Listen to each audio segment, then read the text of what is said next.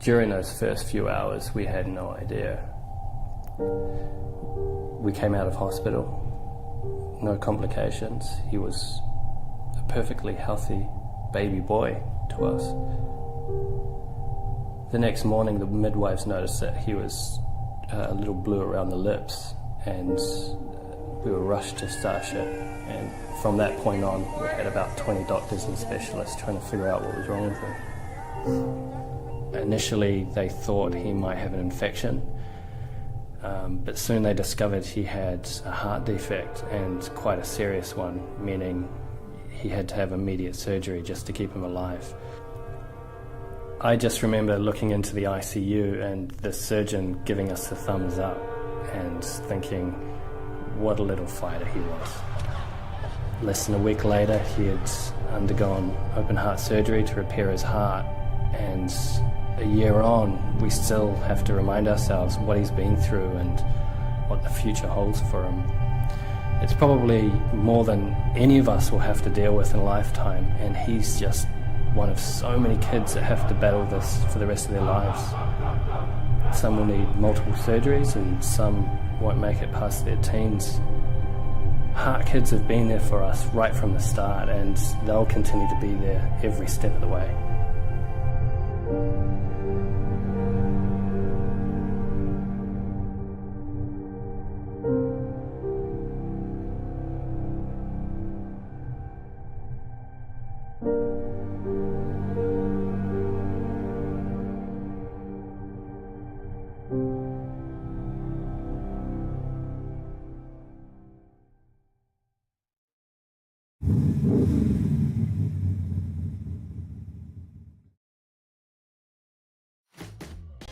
Welcome along, everyone. What was it like, that experience, jumping into your first race? It's been my life ever since I can remember. Look, it really was unbelievable. I think it's awesome. Just go out there and give it your every time. And when you're young and you get in the old man Superstock and you wreck it, I mean, it's pretty cool. Craig Booker with the big smile. He is the voice that's behind what you get to hear every Sunday night. Give it the hoot, Daddy. Look at that field. Doesn't it look fantastic? Hey everyone, welcome along to your Wednesday catch-up show, the show which we used to call in the Kokpit with Kinser, but of course we've changed it all out to Shed Night with my good friend. He's looking around, making sure things are all in operation, so we have a wonderful show tonight. Booker joins us right now. Books, how are you, mate? Hey, I'm good, mate. I'm good. Yeah, I was just checking around, making sure everything's tickety-boo all around there and doing its thing that it's supposed to be doing. We played that Heart Kids intro at the start there just to give everyone a reminder that we are supporting our Hearts Kids for our auction on the 17th of November at the Huntly International Speedway Club Rooms of Pollock Cranes and Huntly Speedway.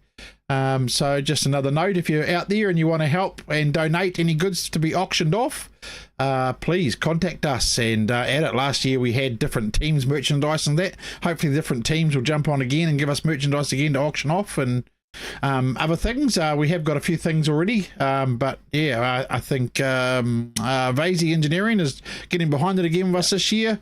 Rees Race Cars are getting behind it with us as well. And I think Repco, Repco Hamilton are getting behind it. So if you want to be a part of it and help us out and support the Heart Kids New Zealand Foundation, we're very happy to do it. We'll have a link going up soon that you can donate as well to that. But yeah, please help us support them. They don't get any government funding, and let's face it, the kids are our future. So let's help them, when they need it, and the families. Yeah, 100%, mate. So it's a good cause. Look, if you want to come up to Huntly International Speedway, mark the calendar date, 17, 18 November. Come along and be part, as Booker said, at the club rooms, part of the auction and the fun night we're going to have, because some of the teams drivers will be there as well. You can mix and mingle, come and meet everyone, but also come along and enjoy the racing on the 18th as well. Big welcome to the show, Tanya Gillam. I see a photo of Tans around the Kiki track up our way. Aaron Ferguson, Wayne Otten, Tony McGrath, Richie Mason, Blue Rawiri watching over there across the ditch as well. Evening to you, Our boy Aaron. Blue. Yeah, boy Blue. I caught up with Paulie last night. Actually had a good chat with Paulie. Mark Goodman, Jace Coley, Kerry Gates, Bernie Giltrap. Delms watching as well. Tikani, Mari Goodley always says evening, Mr. One NZ Camper and the awesome NZ rep. So both to us and everyone watching. Wayne Otten, I know he was in Te Aroha at the big cruise, and Tracy Vincent, and the list goes on. I'll do more shout outs throughout the show. Yeah, mate, and we've got, and just a quick note, I'll put this up. I've made this up for all you guys and girls out there, which we are going to post each week on our page. There it is. So what that is I've made it up. Each week it'll tell you what track's racing, what times they start, what they've got going on. So I'll post that up after tonight's show so you can see what's happening around the country, and we'll have one every week. We will post up for you fans out there to see, so you can help where you know where you go and what you want to go and see racing. But yeah, we'll promote every track each week with that on our page. So look forward to seeing that each week. Yeah, legend, mate. I love what you're doing there as well. So it's keeping in touch with our fans who watch our show, watch our streamings on Sunday as well. So kind of the one-stop shop. Don't forget to also we created the scanning code, which is up on the Kokpit page. So add that to your phone. That gives you all the web links to all the Speedway tracks, especially the race calendar. So it's one way we're going to keep in touch with all the fans of Speedway so they know what's happening on at that track. And in particular, like Craig said, he's going to be posting up that image as well. So make sure you keep that and add that. And start sharing it, because that'll keep in touch with everyone. Unfortunately, we can't do much with the weather. Mind you, Booker had a good prediction last week when we spoke to one of our guests from memory, Mate. And I was going to hold you at there with the weather. So we'll see what happens. So what I'll do actually, Quids, we'll go for a quick thing. So I'll just quickly run through what's happening this weekend, shall I, in the Speedway before we bring Mitch and Asher in. Unfortunately, people, Rebecca has had to cancel tonight last minute. She's at a breakdown at work and can't get away. That happens. Real life stuff happens. So we're still thankful for Mitch and Asher. We'll talk to them very shortly. Get Mitch on as well. Mitch has got a wedding to run and book, so we'll talk to him quickly and let him get away as well, and then we'll finish up with Asher. But before we go forward, Western Springs Sunday practice there, 6 p.m. Waikaraka on Saturday have a practice starting from 2 p.m. Huntly on Friday night have a practice from 7 p.m. Nothing happening at Bay Park. Rotorua on Sunday has a practice from 1 p.m. These are things you can go see, people. The season's starting. Gisborne on Sunday has a practice at 2 p.m. Vianney's got their practice on Saturday, starting at 11. I think it's 11 till 2 and then 2 to 3 or something. There's 2 practices there on Saturday. Stratford on Saturday also have a practice starting at 12.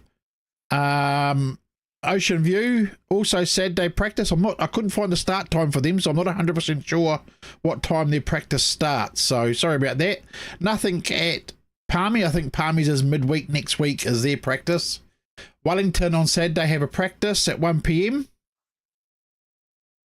Bay Park's got practice this Saturday, David Thomas said. Yeah. Okay, well that wasn't on their calendar.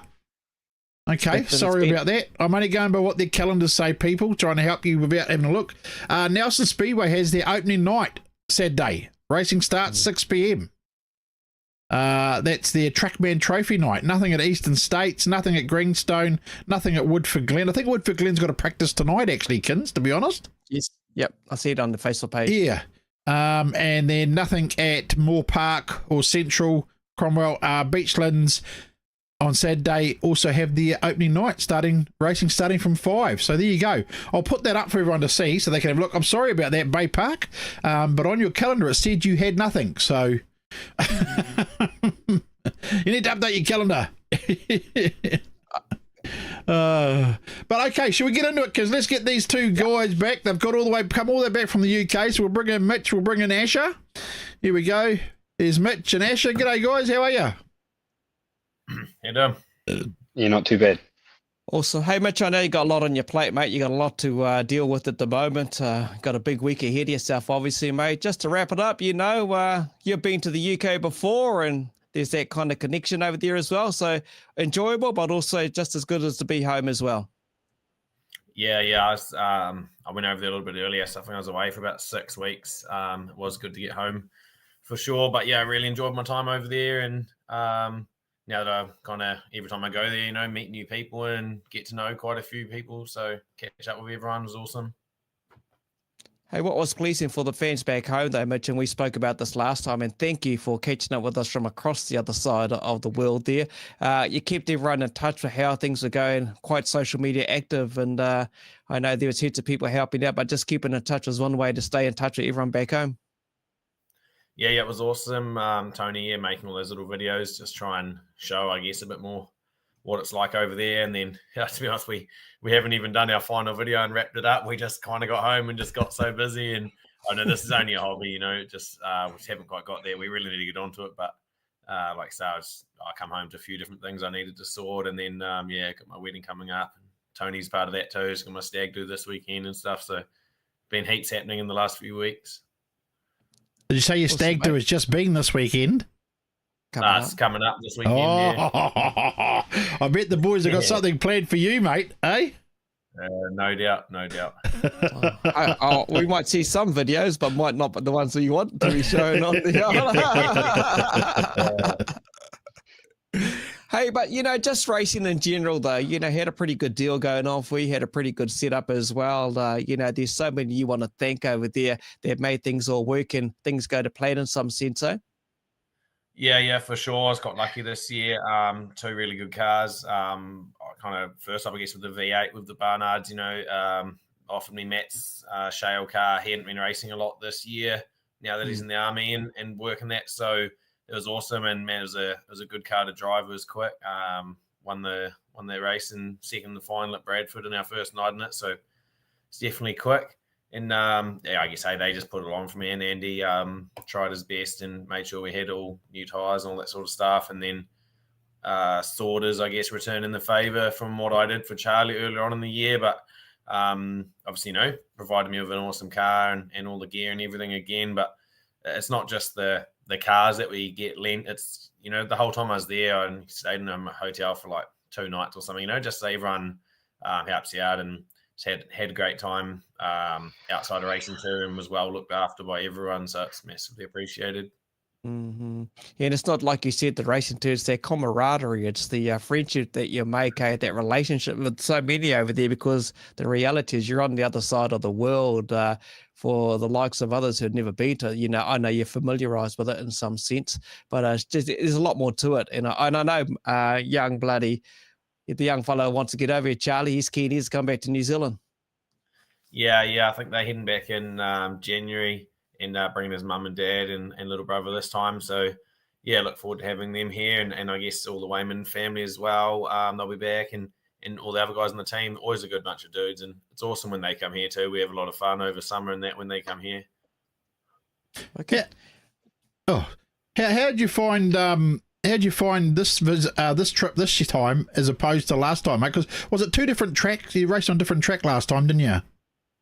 Yeah, so last year the World Final was on tarmac at Ipswich, and then the World Masters was at Northampton. So this year the whole event was at Northampton for the 3 days of racing for F1s. So it was a lot better, to be fair. Like, it's so hard for us to go there and adapt and all that.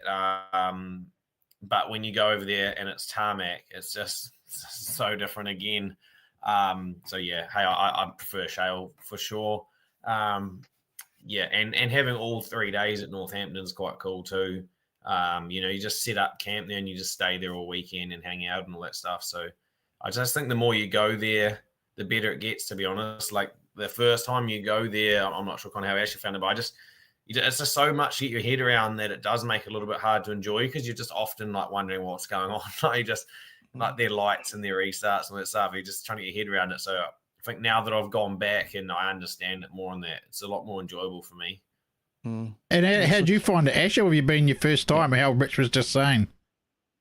Yeah, definitely a lot different from here. Obviously, their restarts, their light systems, it's all sort of backwards to what we sort of know and grown up with here. But like, to be fair, I didn't even look into any of that sort of stuff. It wasn't until Mitch said at Bradford that, oh, you know, that red light isn't stop and yellow's stop. It was all backwards to how we do it at home. But just, yeah, just everything was. I'd been there before, obviously 11 years ago or whatever it was, and it is just a totally different experience being on the other side of the fence too, racing and being mobile. Like you say, you're on the other side of the world and no one's there to help you. You can't get any guidance from anyone back home, you know. So it was an experience, and like, yeah, definitely something you'd do again. I suppose in particular for you, Asher, and from what we've seen on your Facebook page and some of the videos being posted, it was like you never left work, did you? Pretty much. It was, yeah, like we got there, the car was pretty much done. We did a few little things. The guy that drove it was 6'5", I'm 5'8", you know, like had to make me fit into that, which was easily doable. But then, yeah, you go racing and you wreck it and you feel bad. So you don't just leave it, you know, you put your heart and soul into it. It's your world final too, not just everyone else's. Pretty full on. Mitch, you got a big weekend, obviously, as you said at the start of the interview. You got a bit of a stag do, then the wedding coming up, but big major milestones in your life, obviously, especially the wedding coming up. But what's happening with you race season-wise back here in New Zealand? Where are things at in regards to all of that? Yeah, it feels like I haven't had an off season really with the UK trip and just so busy. Get there, just get home. Feel like I'm not really ready for the season to start. Yeah, I've actually sold both my cars from last year. Oh, that's my dog. Yes, sold both my cars from last year, and I'm going to be skidding the Asher's old Rees that Gav Tunnyfell was driving with the BMW in it. So yeah, skid that. But I, to be honest, I don't actually know when I'm going to hit the track. Yeah, it hasn't even crossed my mind right now, to be fair. I've just got too many other things on my mind, but I guess we'll be getting on track before Huntley teams get a skid under our belt before then. I'm assuming I'll be wanted there, but also we'll just see. I just, like I haven't even caught up viewing or seen where anyone is at. Maybe sit me out for Huntley. If I didn't race till Christmas, I'd be happy, you know. Yeah. But definitely be at Miami, I would guess. Have a go at the NZs, and a few weeks later up there, you'll do the 240s. Yeah, for sure. Definitely be at New Zealand's in 240s this year, and commit with the Kings for the year as well. So, you know, Huntley maybe not, but definitely for the others anyway. Got a quick question here from Warren, saying a question for our guests: do the England public support the sport to the same level as New Zealand? It's a little bit hard, I guess, because when we're there, it's like their biggest meetings of the year, if that makes sense. So yeah. But you know, for sure, it's the same as here in the fact that if you go to like a meeting where there's not much on, obviously there's not much of a crowd, right? For the World Final weekend, massive crowds, you know, they're right into it, good atmosphere and all that. Like, I wouldn't quite say it's palmy teams, but it's getting pretty close. I think this year was probably the best it's ever been as far as crowd size and like atmosphere and numbers and like interaction with the fans and all that. Northampton, the promoter, I think did a really good job this year with like fan interaction and signing sessions, brought them all out on the track for a grid walk, all that stuff. There was nothing like that last year. So yeah, it's probably not quite palmy teams, but hey, it's similar and it's building up, I think, from what I've seen, but smaller meetings for sure are dead. It's just it's expensive to live like it is here, right? Yeah. And your thoughts on that, Asher? The crowds and the people? Yeah, totally what Mitch said. I haven't been in the past or in the recent years, but definitely like the cost of living and stuff over there is the same as what it is here. So it changes the way people think about spending their money. Going to watch a Joe Blogg night, you know, you may as well save your pennies and go and do the full McCoy big nights. And yeah, hey, it was definitely an atmosphere that I don't think I'd been in. Like teams is pretty special. New Zealand's and all those other big meetings are pretty different. I'd probably compare atmosphere to Rotorua 240s, obviously, with the overseas drivers and just the hype from everyone. You know, like the Dutch get right into it over in England. Like they love it.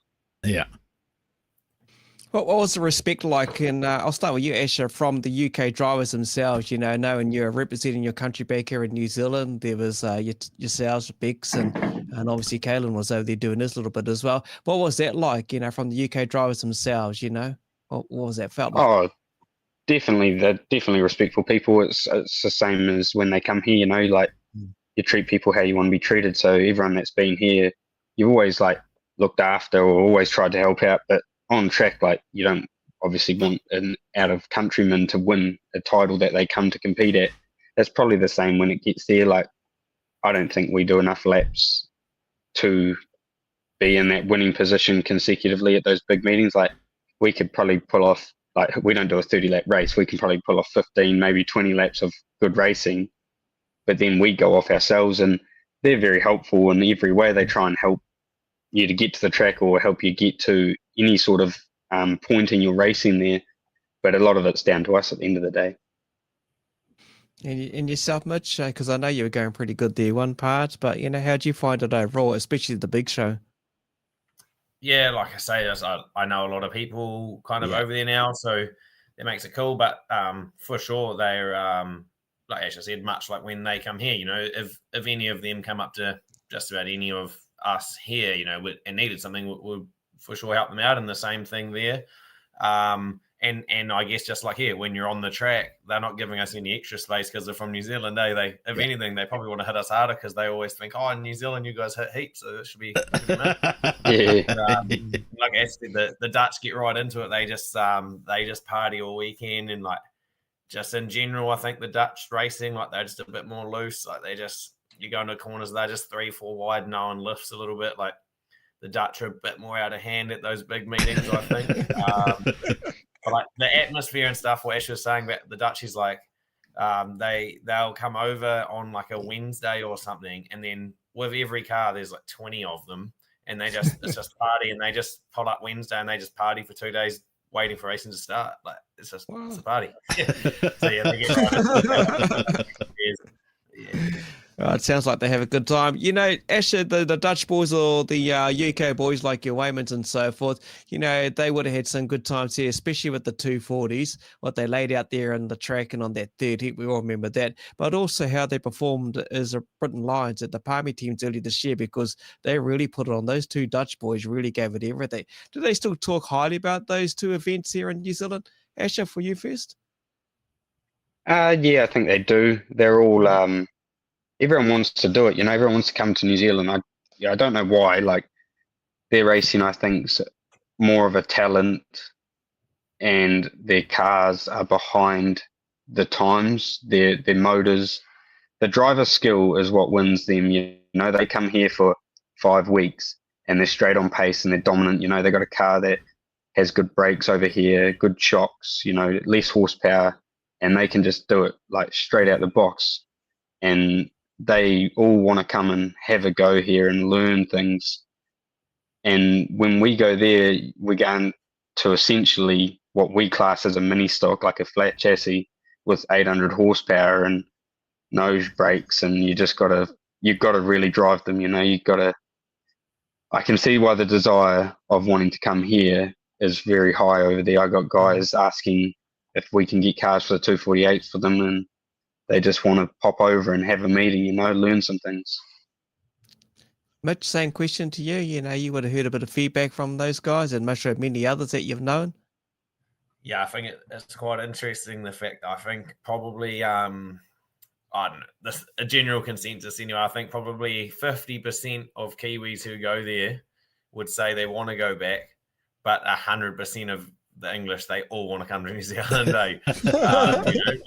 Honestly, everyone who comes up to you when you're in England, they've either been here or they say, "Oh, from New Zealand." But, man, I really want to come over to that teams or to 240s. Like even the fans, the drivers, the Dutchies, they all want to come here. A lot more than people here tell me they want to go to England, right? Yeah. Like Asher said, their cars are just totally different. That's why it's so hard for us to adapt. But yeah, for them to come here, our cars handle twice as good and have less power. Plus, our wheels are covered in, so like they're more forgiving. So if they're coming here and they're driving a bit out of control, they can kind of just slap against someone and go again. We go there, but out of control, slap someone, pop your tire. Yeah. Well, it's interesting to hear that, because you can see it around the hype when we see them when they're here in our events in New Zealand. Just the camaraderie and the crowd around them, the fans. It's a pretty cool thing. Mitch, I know you got to disappear, mate. You got a lot to do, and I know time was only short for you to join us tonight, but no doubt we'll catch up again sometime throughout the show. But don't get into too much of a messy state this weekend for the stag do, but celebrate well because it's a special day for you coming up in a couple of weeks, and hope it all goes well, mate, to you, your lovely lady, and to everyone that's involved, eh? Sweet. No, thanks, guys, and good to talk, and no doubt we'll catch up again soon, eh? Awesome, Sweet. Mitch. Thanks, mate. We'll let you go and Thanks, guys. organise. See ya. See you, mate. Thanks. Cheers. Oh, there we go. We had to let Mitch go because he's got wedding plans and stag do's, and he's got mates there helping him. So we'll see how he fares come Monday morning, Tuesday. But we've still got Asher here, and unfortunately, those if you tuned in for Bexs as well, she's at a breakdown at work, so unfortunately she couldn't make it as well. So we'll finish the last half hour up with Asher. So you went over there, you did your trip, Asher, and we talked about. I came and seen you guys when I was down there for the Daybreaker Rally, and we had a bit of a chat there, mate, about England and things. And you talked to me about some offers that you've had to permanently race there and how you'd like to maybe go and do a stint in England, mate. Can we talk about that? Yeah. So yeah, obviously, you're there a short time and you have to adapt quickly, and you're thrown in the deep end because you're graded. You're in these races where there's 20, 30 cars, and like Mitch said earlier, there's no wheel guards. You got to learn to drive properly. It's pretty much like super saloon racing. I think I obviously haven't done any other forms of sport here, like classes. So that's what I compare it to. You got to actually have some talent to pass someone without knocking the wheels off it or knocking their wheels off or tipping them over. So we adapted. I think fairly quickly. I also think we struggled a lot. But the guys that I was around with who helped sort the cars and do all the stuff, they were very helpful and very influential in the way we pulled ourselves together, because obviously after a few bad runs, you sort of get down in the dumps. You've travelled 30 hours across the world to represent your country and you're struggling a little bit. They pulled you out of the dumps and got you back into it, and like the mental game was good, and then we started getting some good laps and just not lucky finishes, which is fine. If you can string together some good laps and put on some good lap times that are quicker than some other guys and really push the car limits, then you know that you're sort of in the right direction. And that's what we sort of aimed for was, hey, I wanted to finish every race, but you can't obviously if you're learning. So what we did achieve in that short time was we learned so much, and I think it's probably going to make me a better driver all round, And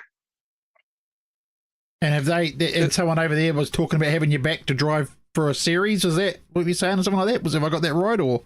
Oh, they've talked about doing some builds over there. I've got to obviously talk it over with sponsors here and my racing here and work it in. But if we can string together a build a car over there, or get one built while we're still racing here and working here, and then fly over and run it, that's what we're looking at potentially doing. World Finals in Skegness this year, which is tarmac and promoted by ex-racer, 10-time world champ Rob Speak.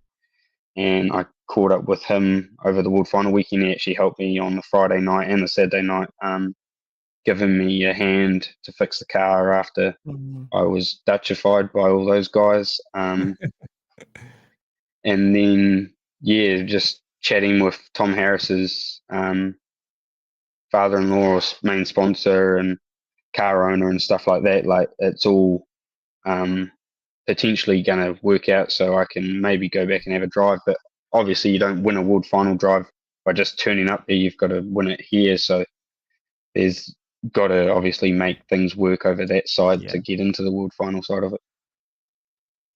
That's awesome. Interesting, It's hey, awesome. interesting, Kins. Yeah, They do pay attention, and I like some of the comments that like Asher and Mitch have both said how keen they are to come back here to race. You know, like in our stuff. It's I suppose it's probably going from a like the way Asher put it, I suppose, but like going from a Hillman Hunter to a Ferrari or something. I suppose is the two differences, but yeah, it's and yourself this season, Asher. Putting your car up for the Brits, are you? Nah, not yet. I've got doing a car for Tom to come over for the World Final. We're going to supply him one, whether it's mine or whether it's for the 240s, whether it's mine or whether it's our spare car. Undecided yet.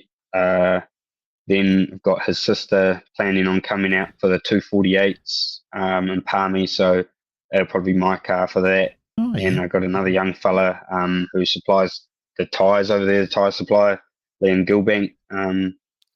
He wants to come for the 248, so I'll try and find him a car for that meeting too. It's interesting if you're the one to come for the 248s, though, wouldn't it? That'd start to make that 248s a bloody good event again as well, wouldn't it?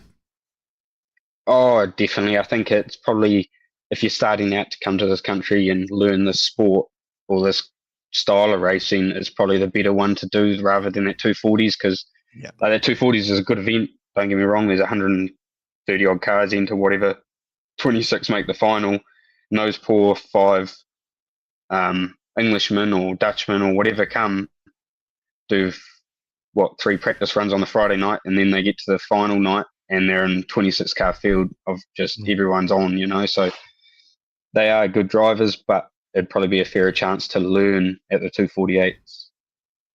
And I would guess, too, in hindsight too, they get the upper hand on if they're representing the GB lines as an example. They've driven the track just prior to the 248, you know, because they've done it in a team's event. They've had to do hot laps, so I suppose some of them that have already been there would get a bit of a feel for it and get them a bit more in that mindset. They can be really 100% competitive, like you said, coming to 240s pretty well just straight out there, and got to try and back it up on the big finals night. Marty Goodley's got a question for you, Asher. Can you relate to how good Frankie Wayman is, especially by having that experience now? You know, when you talked a bit about the skill of the drivers over there, that kind of relates to some of us. And Booker and I made a bit of a reference when we watched that third heat in the World 240s.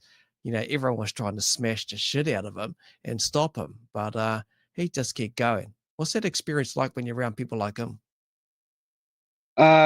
It's an unreal experience over there. When I was with him, or like raced around him, we raced at Bradford on the first night, and he fried an engine. He didn't really have a good run when I was there with the engines, and just unlucky things going wrong with them, to be fair. I don't know how many he did in the short time that we were there, but it wasn't a friendly amount for your wallet, I don't think, no matter who you are. But he's definitely got a talent, and when he comes here, I didn't get to see it over there because he was always, like I said, had engine issues, but when he comes here, he gets in some pretty hot rod gear. So there's no real excuse. Like, he's got natural talent there. Anyone who drives in England and who's competitively fast consistently throughout every weekend is going to come here and find it an easy adaptation. You know, they're driving mini stocks in my eyes with 800 horsepower, and they're coming to us with proper brakes, like you said, a Ferrari, you know, like brakes, suspension, tires, and an offset car that actually has left weight and hookup, you know. So if you can drive and be successful there, you'll come here and find it probably quite easy. Yeah, you know, people might say, look, Frankie took the same car that he had at 240s, went to Palmy teams, and we know after they pretty well got cut in half, after it got pretty well smacked up here and there. Charlie didn't have quite Mitch's car that he drove at 240s. But then again, what the two Dutch boys had, in regards to that, they really put on the show, those two bloody Dutch boys, and they could have walked away with a lot more than what they did, because they really entertained, especially those two Dutch guys. And we were talking about their books, so, you know, they just let it out on the track and really put on a show for the fans. And like Charlie does at 240s, got out there, even though he got stuffed up, he had a bit of a dance in front of the fans. He's just one of those happy fellas. They've come across the world to put it on the line, you know, like they had nothing to lose as their first times here for all of them. Obviously, Sorter and the Dutch boys, and I Yeah. think them leaving it all on the track at Palmy teams or even in the 240s, that's all they do every weekend over home, over their home. So, like Mitch said, they turn up 2-3 days beforehand just to party and enjoy themselves, and then they get into the racing and they party again. Daniel Chalk got a question, Ash, just quickly before we carry on with the next one. Are you doing the GP this year, mate? Not too sure. We'll see what happens. Honestly, haven't looked at any of the calendar for racing. I'm not sure when I'm going to start. Potentially around Huntley teams, maybe. That'll be my start date. I'm tapped at work and got some other shit going on. Yeah. And enjoying being back with the family too, mate. We talked about that, over there at the other side of it, because we always talk about family and crews and everything else with our show, and you missed them quite badly going over there, mate, didn't you, this time around? Yeah, it was definitely hard. Obviously leaving a little one and 2 older ones and my partner, obviously. The first week sort of snapped by. You didn't really know what had happened. It had gone, but then the second week felt like it dragged. Obviously, we're rebuilding a whole car, which wasn't part of the initial plan of the trip. And then, that final week did drag as well, actually. And you just, no matter how much you tried to keep in touch with FaceTime or whatever the apps are, I don't know, I'm not tech savvy, but it just wasn't the same, as being home and hugging your baby. You get home from work and like I was pretty much working like I do here over there to keep my car going, and you get home and you're just like on your own. It was quite boring, I guess. And then what else do? You go to the pub every night and you have dinner, and then you go home. You go to sleep. Yeah. Hey, just out of curiosity too, Winiata, you still got merch lying around on the websites and everything like that at the moment? Still got some merch left, eh? Yep, definitely. Merch just rolls out as it's ordered. So the orders are on that website. I can't remember it right now. I've got too much work going on in my head. But it's still rolling around and doing merch? it. So Is it dirt merch? No, what is it? Merch Pro? Is it Merch Pro? Or Merch Pro, is it? I think. It's one of them, eh? Yeah, we'll find out for you people. We'll put a link up for it. We'll sort it. We'll get it sorted, mate. We'll do Ash's job for him, Mate, but just the experience, and I'm thinking like with yourself being the one NZ, obviously your brother winning World 240s, and I know Dad's always keen dirt locker. There we go. I think the answer is, but Dad's always keen. If you offered to go back and say Dad and your brother had spare time, even though they're pretty pushed for time and busy, you reckon the threes will ever go back eventually and represent New Zealand? Oh, hey, that would be a dream to do that with those 2 boys. They're obviously didn't go this year. I probably shouldn't have gone. We were too busy at work, but I just said I'm going, and Pete had to deal with all the work, and Ethan had to deal with running his work, and it was unfortunate that they couldn't come, but at the same time, it is the way it is, and it's how it played out. So I'd honestly go back with them if they were going back one day.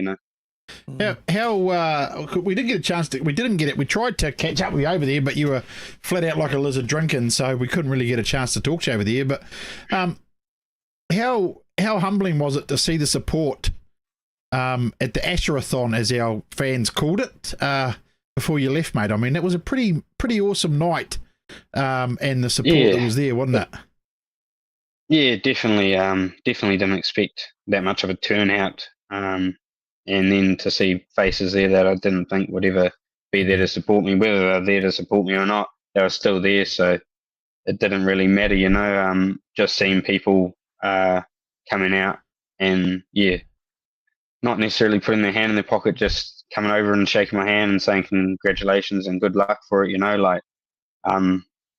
that was very humbling. I'm probably quite humble myself, I think, and I don't think of myself any different to anyone else or anyone else who's got the 1NZ title. Like, it is just like the pinnacle of what we do, but to have it is surreal, and I don't think it actually ever sinks in of that I've won. I still don't think the first time I won the stock car title that ever sunk in, and that was almost 10 years ago now. I remember that. Yeah, that was a stock car. That was at Nelson. That was at Nelson. Yeah. Yeah. Dad had to push you ahead of your mate to get across the line, didn't he? Had to come and give you a shove on that one, didn't he? Oh, he reckons he was trying to help, but he almost cost me the whole lot because I didn't expect it from him. And what about we were standing there and we got Ewan up to talk about a few things, and and he revealed you're on the wall there, mate. How was that? Yeah, that was unreal. I don't know. I think it might have touched a nerve for Pete. He was a bit emotional about it all, but I was humbled again by it. Didn't expect that. Like, I'm only 28 or whatever I am, and I haven't really, I don't think, achieved enough to be on there. And you look at the names on there, and they're legends, like guys I looked up to. Obviously, some of them weren't around, but I knew their names, videos and DVDs and stuff like that. So, yeah, I didn't expect that at all. And then to have it actually put up there was just, unreal. I still don't actually get why I'm up there, but Ewan reckons the list is as long as some of the other guys up there, so it deserves to be up there. Yeah, it's all perspective, mate. It all comes out of perspective, and you may not think yourself to be deserving, but I mean, you've only got one to get the slam, don't you? What do you got left to get?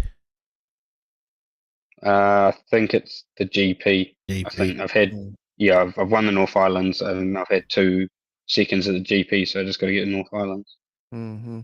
And I suppose the big question now, you've gone back to back with the one NZ, and there's not many that's done that, obviously.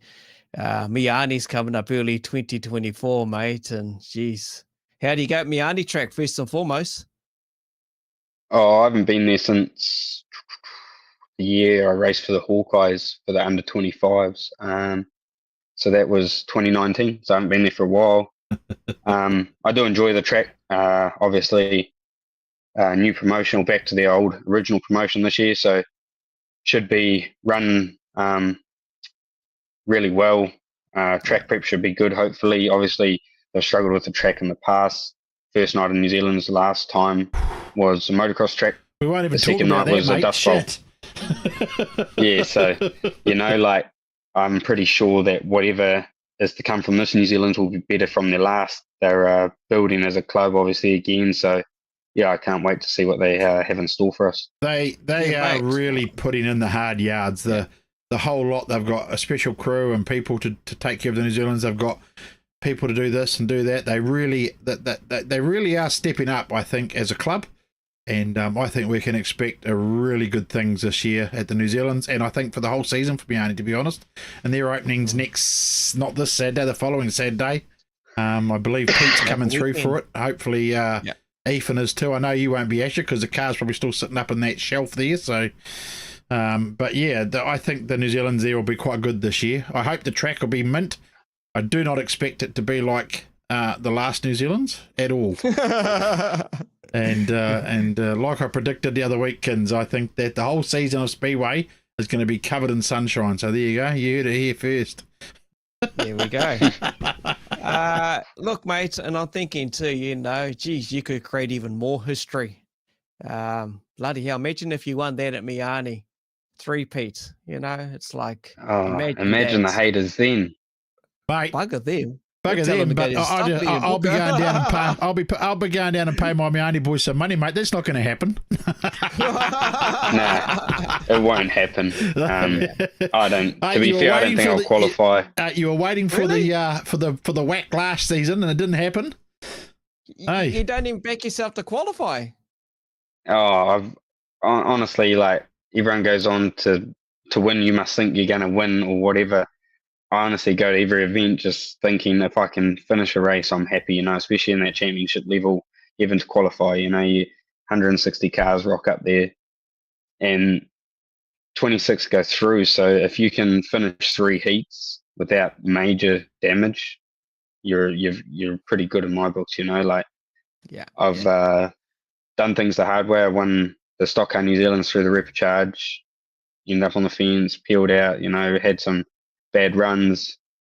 Won Rotorua Supers by default. Ethan was taken out, and that took 6 others out. And then it was just me left to sort of carry the flag. And then Huntley was pretty brutal to get to the final. And then obviously qualifying was rough for me. And then, it was a tough, torrid 3 heats with the runoff as well, 4 races. It was pretty brutal racing out there. There's no give and take from anyone. Right. There's a couple of races, Booker and I seen you up the wall and the whole bloody wing come forward, but you managed to carry on. You just never gave up. It's that attitude of yours.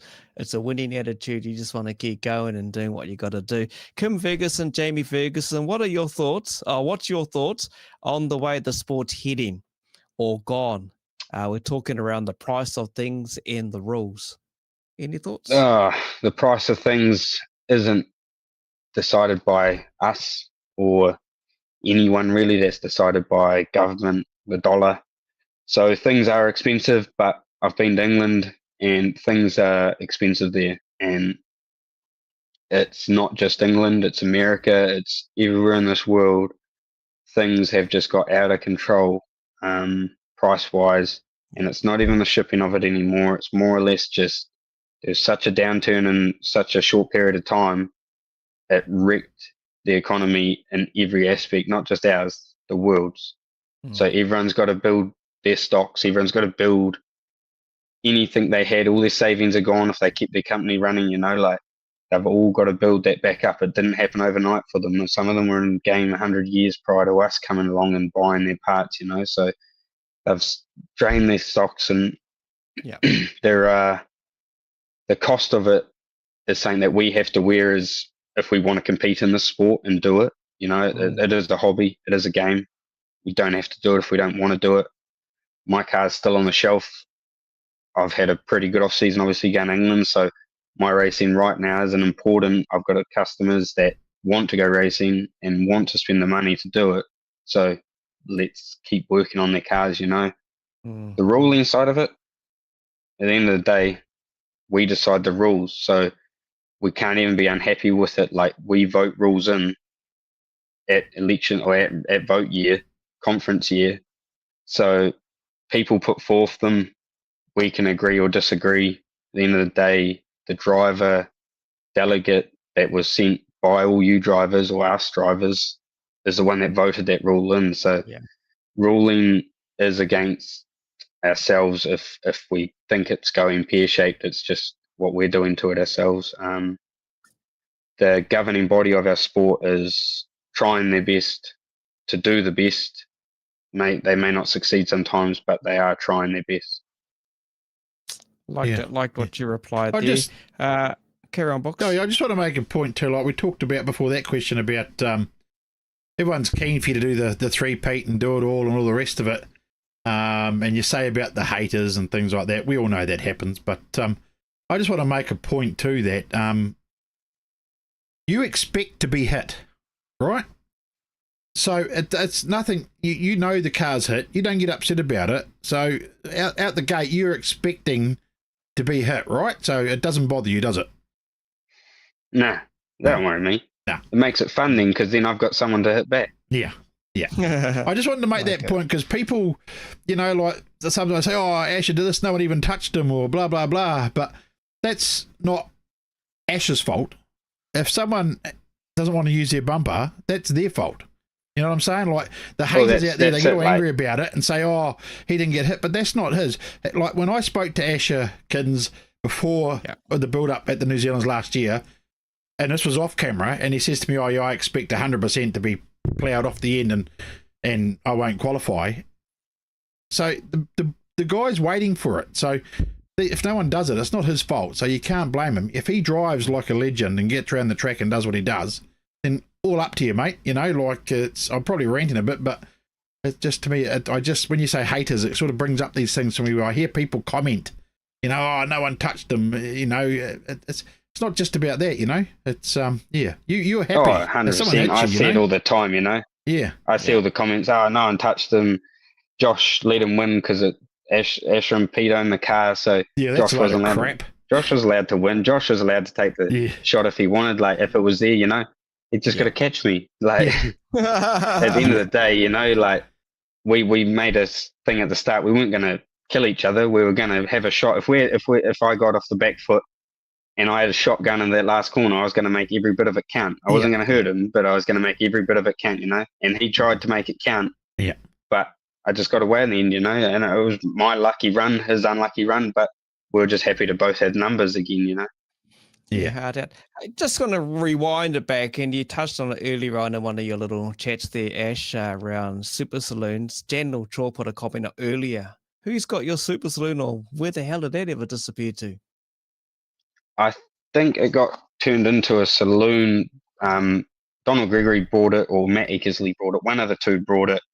And then they took the motor out. It had a good motor in it, and put it in Matt's saloon at the time, turned that to a super saloon. And then the car was sold as a roller, and I think turned into a saloon car. Awesome. There we go. Everyone, that's the latest there. Deacon Butcher's watching. Pinako Rawari's on watching as well. I see Mr. Pitts TV's watching. I watched his TikTok earlier. Heading down to do some cable lane. From Warren Buchanan, Asher, your favorite track? Probably Rotorua. No, I just knew that was the next thing to come out. We could have answered that for you. We could have told you that one. If anyone asks a driver what their favourite track is, we'll tell you. It's always Rotorua. It's always Rotorua. It's a challenging track. It's a driver's track. Yeah. And I tell you what, I think young Sam Ashton this year is going to do a fantastic job too as a promoter. I think so too. He's been on my case about entering for that charity event, which I still haven't done. I was meant to do before I went away, but time gets away on you, you know. Yeah. Well, we'll be there for the charity event. We're doing something special there with Sam and the Rotorua Club. We're going to have 2 sims up and running for people to race against each other with our mod. Dirt is building a brand new track for that event. Updated track and everything, and it's going to be awesome. Absolutely awesome. Yeah.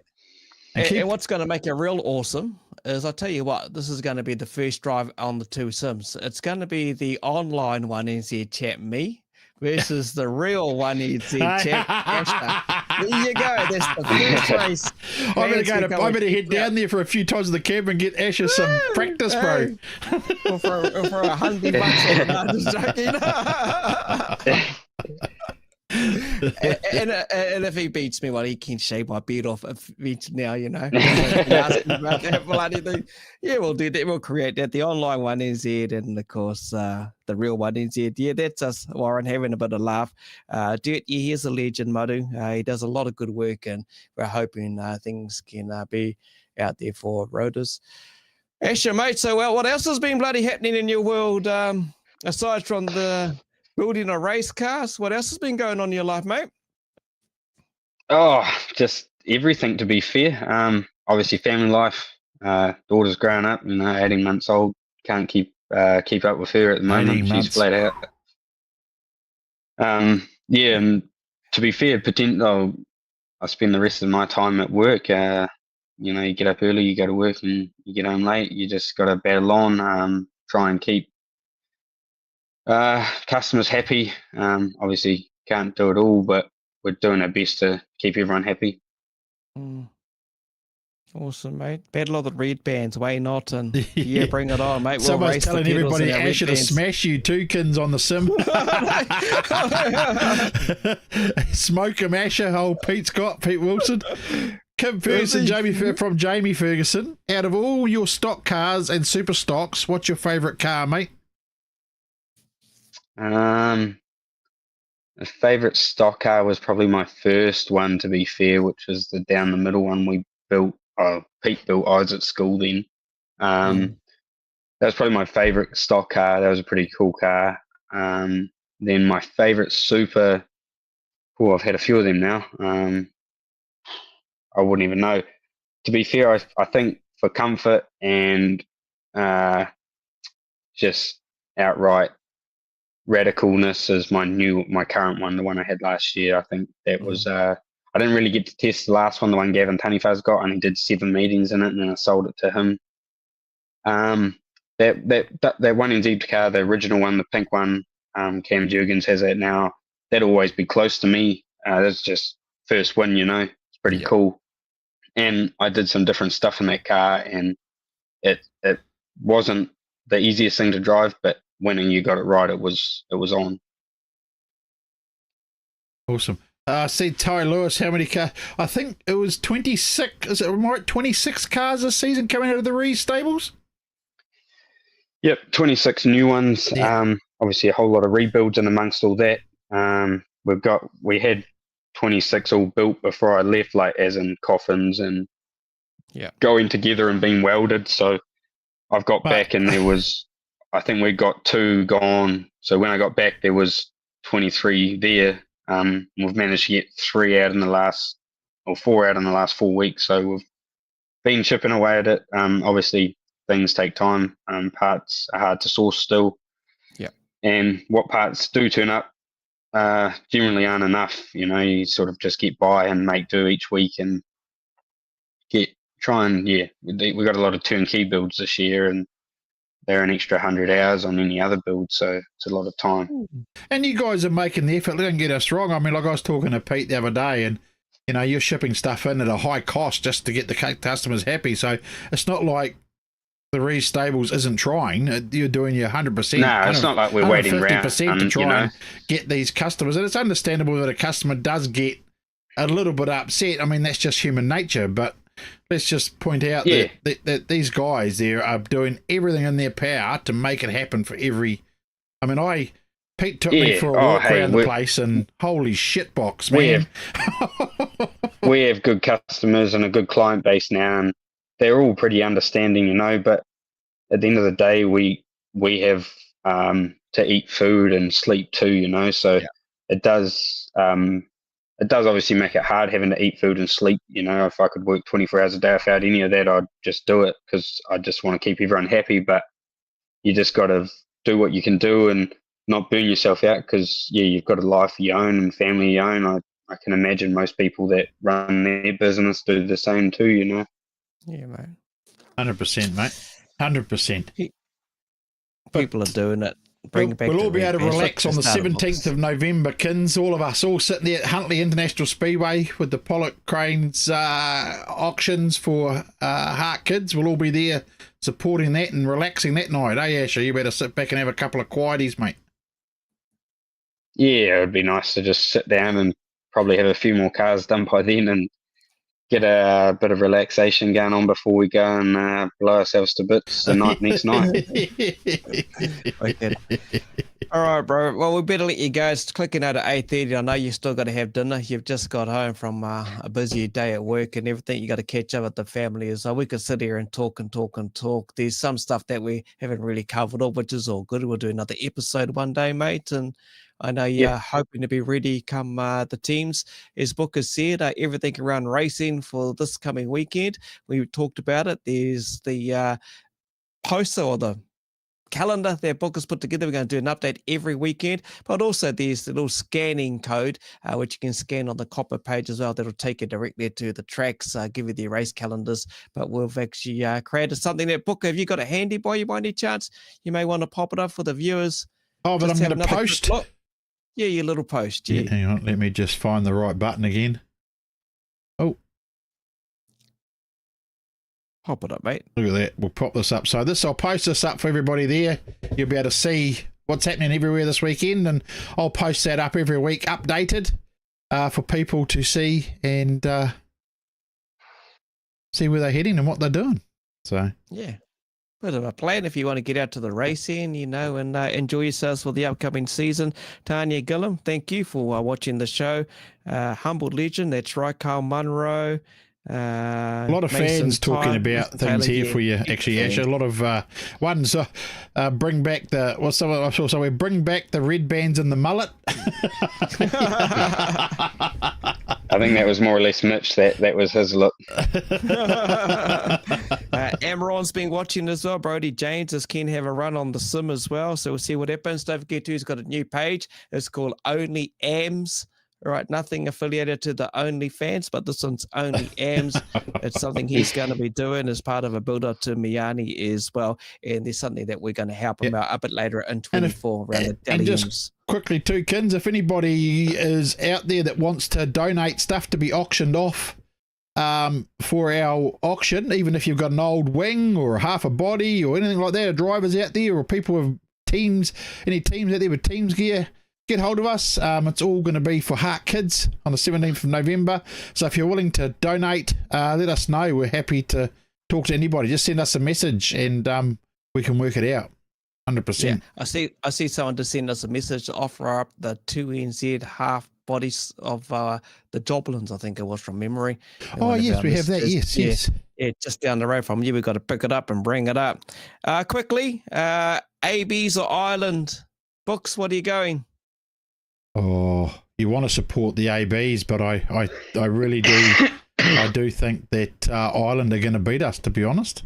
I'm probably going to get some hate mail now. I'm going to get all the Asher's hate mail. I'm glad. I'll go the ABs. They will make it even, Stevenson. We let Asher sit on the fence. It'll be a draw on a flip of a coin or something. It'll be a runoff. There you go. That's what it'll be. A runoff around the field. Cheers, Asher, mate. We'll let you go. Thank you, bro, for joining us. Glad to hear things went not too bad over in the UK, but we look forward to seeing you hit the track here in New Zealand, eh? No, cheers. Thank you, guys. I appreciate it. Cheers, Asher, Awesome, mate. Bro. There we go. Okay, well, that was good, Kins, Asher and Mitch. Unfortunately, we couldn't talk to Bexs, but that happens. But yeah, it was another good night. But yeah, we are supporting Heart Kids for our auction this year. Don't forget, if you plan to come up for Pollock teams for the Saturday, you can come up a day earlier. Come to the club rooms on the Friday night. As it gets closer, we will give you the start times and that, and come and join us. Last year was just an absolute laugh, good fun. Yeah. It was a great night. So we will be all good. And this year we should be organised and not drop out. I've got all the right internets and everything to bring with us. So I just ordered another thing today, Kins. Oh, hell. I got to stop spending money on this bloody show. You got a bloody money tree in the background, mate. Mate, that's it. She's all done. I'm broke now. I tip you. But yeah, hey, it was good. He was he'd grown up a lot, isn't he, that young Asher, mate? Very, very good head on his shoulders now, the way he talks about stuff and his opinions on things. I quite like it. He's like his old man, I think. Well, he's got no choice but to get a red band up his arse. You know how it goes. But, it's just one of those things. But good to catch up with Mitch and wish him all the best. Stag night. Getting married, this weekend.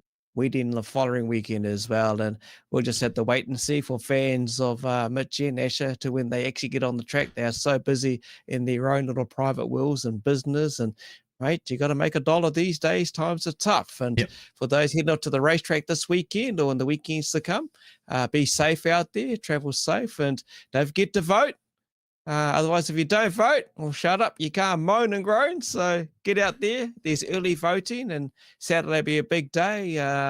The AB Sunday morning. If you love the rugby league, you got the Pacifica Championship on the way Saturday. You're spoiled for choice. You got the World Cup cricket. You got the World Cup rugby. And don't forget Sunday night, kids. Sunday night, right here, live. Back in it. Teams finals. Teams finals here, right here live, Sunday night. So we'll be doing that as well. Okay. Take care, run, be safe, and we'll see you next Sunday and also next Wednesday. Thanks for joining us.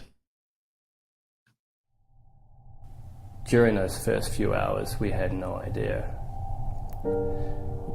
We came out of hospital, no complications. He was a perfectly healthy baby boy to us. The next morning, the midwives noticed that he was a little blue around the lips, and we were rushed to Starship. And from that point on, we had about 20 doctors and specialists trying to figure out what was wrong with him. Initially, they thought he might have an infection, but soon they discovered he had a heart defect, and quite a serious one, meaning he had to have immediate surgery just to keep him alive. I just remember looking into the ICU and the surgeon giving us a thumbs up and thinking, what a little fighter he was. Less than a week later, he had undergone open heart surgery to repair his heart, and a year on, we still have to remind ourselves what he's been through and what the future holds for him. It's probably more than any of us will have to deal with in a lifetime, and he's just one of so many kids that have to battle this for the rest of their lives. Some will need multiple surgeries and some won't make it past their teens. Heart Kids have been there for us right from the start, and they'll continue to be there every step of the way.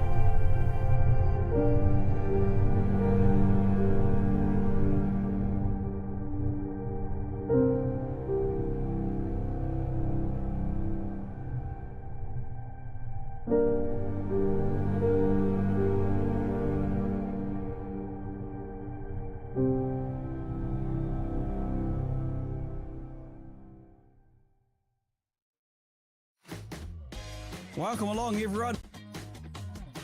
What was it like, that experience, jumping into your first race? It's been my life ever since I can remember. Look, it really was unbelievable. I think it's awesome.